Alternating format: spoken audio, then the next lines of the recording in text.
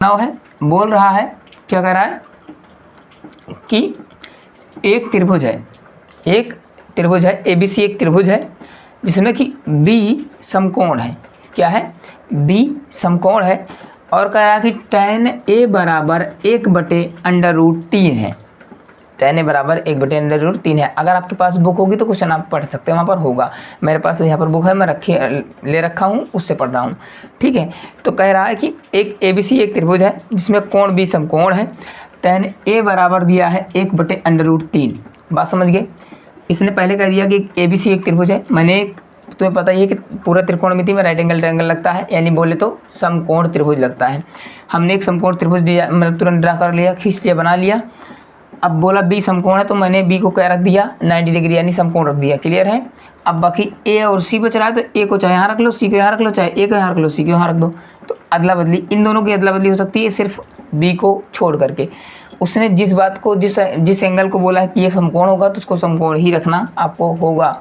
अब ध्यान देना, इसको तुमने A यहाँ माना, A को मान लिया गया थीटा। जब आपने A को माना थीटा तो A के हिसाब से लंबे बन जाएगा, आधारी बन जाएगा, कण तो आपका फिक्स ही रहेगा। ये बात तो आपको पहले क्लास में ही इतना लेक्चर देख डाले, सब कुछ पता ही है।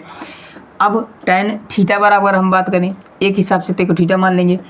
अब tan थीटा बराबर फार्मूला क्या होता है? परपेंडिकुलर बाई बेस होता है, यानी लंब बटे आधार होता है।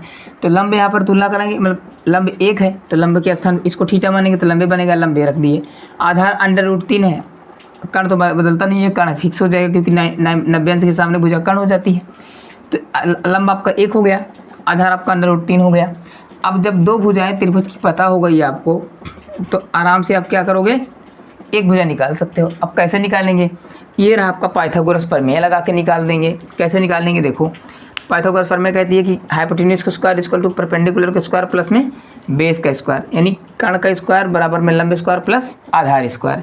देखो, हिंदी में हो अंग्रेजी में हो, मामला सब समझ रहे हो, समझने की फोकस सब करना बस। अब ध्यान देना, यहाँ पर कण क्या है आपका? AC है, AC का स्क्वायर कर दो। क्यों? क्योंकि कण यहाँ पर दिया नहीं था। मैं यहाँ के कुछ देख लिया, हटा देता हूँ। ठीक है, कण दिया नहीं है तो कण का स्क्वायर यानी AC का स्क्वायर, परपेंडिकुलर 1 है यानी लंब आपका 1 है, 1 का स्क्वायर कर दोगे। आधार है √3 तो √3 का होल स्क्वायर। यहाँ भी कर सकते हो A का स्क्वायर, क्या 1 का स्क्वायर। ठीक है, 1 का स्क्वायर करोगे तो उत्तर क्या आएगा? 1। जब कोई अंडर रूट में संख्या हो, √3 हो, √5 हो, √7 हो, अपर में संख्या है, सबकी सब इरेशनल नंबर है। जब भी कोई अपरिमेय संख्या हो और उसका होल स्क्वायर हो तो उसका अगर अंडर रूट में है तो क्या होगी? अंडर रूट हट जाएगा, यानी √3 है तो अंडर रूट हट जाएगा, 3 अकेले बचेगी तो 3 1 4 हो जाएगी। अब यहाँ पर क्या था? AC square. अब AC स्क्वायर था, AC स्क्वायर बराबर 4 तो AC बराबर √4। अब √4 एक परमेय संख्या है, इसका वर्गमूल, मतलब परमेय संख्या तो ही है क्योंकि इसका वर्गमूल निकलता है। √4 का वर्गमूल 2 होगा क्योंकि 2 का 4 किससे आता है? 2 के स्क्वायर से आता है, तो इसका वर्गमूल निकल जाएगा 2। तो ये आपका हाइपोटेन्यूज कितना हो जाएगा? आपका 2 हो जाएगा। यहाँ तक बात समझ में आ गई। अब जब त्रिभुज की तीनों भुजाएं मिल जाए तो हम त्रिभुज में किसी भी जो भी जितने भी त्रिकोणमितीय अनुपात होते हैं, sine theta, cos theta, tangent theta, cosecant theta, second theta और कॉट थीटा, इन सब का मान हम क्या कर सकते हैं? आराम से निकाल सकते हैं। अब देखो, सब बात मान मिल गई। अब चाहो इनमें से साइन A, मतलब कि sine A, cos C, cos A, sine C, ये सब दिया है तो चाहो इनको अलग अलग निकाल करके फिर रखो तो क्वेश्चन थोड़ा सा लेंदी हो जाएगा। इसको ऐसा करना नहीं है। पहला पॉइंट यहाँ लिखना है। पहला पॉइंट आपका क्या है? यहाँ पर पहला पॉइंट क्या है? Sine A cos C plus cos A sine C, ऐसे लिख लेना है आपको। लिख लिए? कोई दिक्कत यहाँ तक नहीं ना? बहुत बढ़िया। अब यहाँ से हम डायरेक्ट मान निकाल करके क्या करेंगे? इसको यहाँ पर डायरेक्ट रखते जाएंगे। अब देखो, साइन A है, क्या है? साइन A है, तो साइन A है अगर आपका तो क्या है? साइन A को मानोगे थीटा, A को मानोगे थीटा। अब साइन A का फार्मूला क्या होता है? लंब बटे कर्ण होता है। एक बार लिख ही लेते हैं, लंब बटे कर्ण। अब लंब बटे कर्ण मानोगे तो लंब इसका क्या बनेगा तुम्हारा? BC। इस फॉर्मूले को ज़्यादा अच्छा रहेगा। इसको थीटा मानोगे, लंब आपको बनेगा क्या? BC। कर्ण आपका वही रहेगा फिक्स, AC। जब बीच में निशान कुछ ना हो तो गुणे का निशान होता है, यहाँ पर गुणा है, यहाँ पर भी गुणा है। अब कॉस C को मानोगे थीटा तो लंबे बन जाएगा, आधार ही बन जाएगा। तो इसके लिए क्या बनेगा? आधार BC, कर्ण वही आपका रहेगा AC। प्लस में अब ए को थीटा मानोगे तो लंबे बनेगा, आधार ये बनेगा तुम्हारा। तो अब कॉस ए है क्योंकि आधार बटे क्या होता है, कर्ण होता है, फार्मूला वही लगेगा, कोण बदलेंगे। ये बातें इसलिए बदल रही हैं क्योंकि यहाँ पर एंगल सी और एंगल ए बदल रहे हैं आपस में, ठीक है। ए को मानोगे तो लंबे बन जाएगा, इसको थीटा सी को मानोगे तो लंबे बन जाएगा, आधार ही बन जाएगा, समझना। कर्ण नहीं बदलेगा, कर्ण फिक्स रहेगा हर केस में। कॉस ए को मानोगे थीटा ए बन जाएगा आपका, लंबे, आधार बन गया ए बी, कर्ण आपका वही रहेगा ए सी। अब यहाँ कुछ नहीं है तो क्या लगाओगे, गुणा लगाओगे। साइन सी को थीटा मानोगे तो लंब क्या बनेगा तुम्हारा ए बी, कर्ण वही रहेगा ए सी। अब देखो मैंने कुछ नहीं किया है, ए के आधार पर, सी के आधार पर, ए के आधार पर, सी के आधार पर, सबको इनको थीटा मान करके उसके आधार पर फार्मूला लगा दिया है। अब मैं क्या करूँगा, जिसका जो मान जहाँ जहाँ है उठा के रख के सॉल्व कर देंगे, इसका उत्तर हो जाएगा। कैसे, अब ध्यान दीजिएगा। बी सी कितना है, बी सी है आपका 1, ए सी कितना है 2 गुणा, बी सी कितना है 1, ए सी कितना है 2 प्लस। अब ए बी कितना है, ए बी कितना है √3/2 गुणा ए बी, फिर वही आगे बात √3/2। अगर ध्यान दो तो जब दो भिन्न, ये सब भिन्न बन रही हैं, जब दो भिन्न आपस में गुणे में है तो ऊपर का गुणा ऊपर और नीचे का गुणा नीचे हो जाता है। तो एक का गुणा एक के साथ कराओगे तो 1 आएगा, 2 दूना 4 आएगा प्लस। और एक बात, जब दो अपरिमेय संख्याओं का गुणा होता है तो एक परिमेय संख्या निकलती है, ये भी बात क्लियर है। यानी √3 और √3 का गुणा होगा तो कितना आएगा, 3 आएगा। √5 और √5 का गुणा होगा तो अंडर हट जाएगा, 5 अकेले आएगा। √7 गुणे √7 आएगा तो उसका रूट हट जाएगा, 7 अकेले आएगा। समझ गए ना बात को, ये बात समझ में आ रही बात। ये सब बातें अगर जिसको बेसिक नहीं है, बेसिक थोड़ा सा सीख लो, या फिर हम आपको बेसिक सिखाएं, ये बेसिक क्लास में होती है बातें। अब यहाँ पर डायरेक्ट चैप्टर दे जाते हैं, यहाँ पर सिखा देंगे ये बातें इसे, बट समझ लो ऐसी बातें। 2 दूना 4, अब 2 भिन्न बन गई, 1/4 प्लस 1/3 बन गई।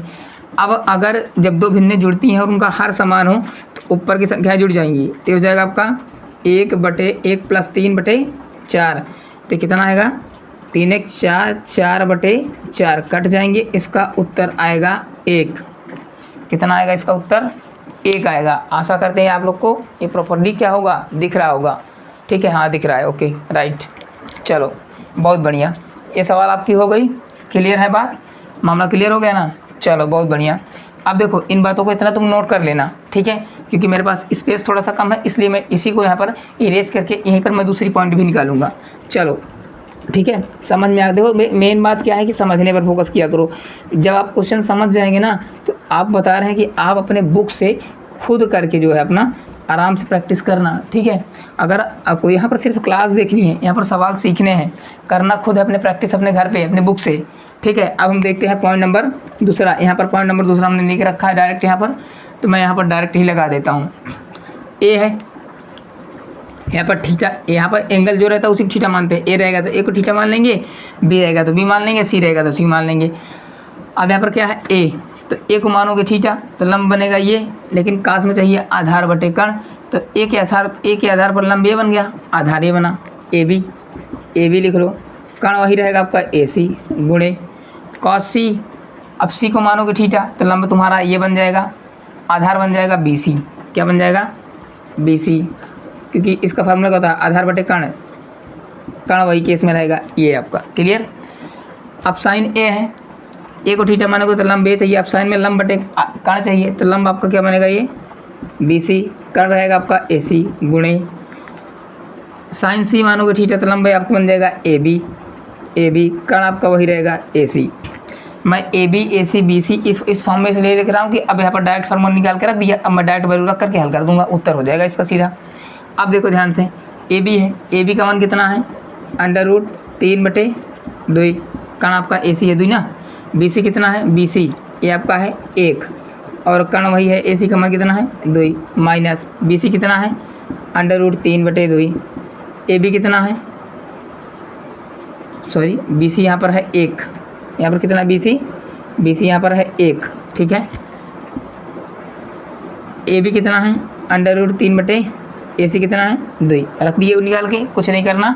फिर वही बात आ गई, जब दो भिन्नों की गुणा हो तो ऊपर का गुणा ऊपर हो जाता है और नीचे का गुणा नीचे हो जाता है, तो √3 के साथ 1 का गुणा कराओगे तो वही आएगा √3/4, क्या आएगा, अंडर रूट 2 दूना 4 माइनस इसका कराओगे अंडर रूट 3 कितने, अंडर रूट 3 और 2 दूना 4। अगर तुम ध्यान से देखो तो देखो दोनों भिन्न समान है और प्लस ये प्लस में है, मतलब कि घट रही है। जिसे यार सीधा 2 माइनस 2 करते तो कट के जाता 0, वैसे ये भी कट जाएगा। उत्तर कितना आएगा इसका 0। तो इसके उत्तर कितने आएंगे 0। ये आपका सवाल रहा पूरा क्लियर तरीके से, बात समझ गए ना। आशा करते हैं कि आपको सवाल समझ में आ गया होगा।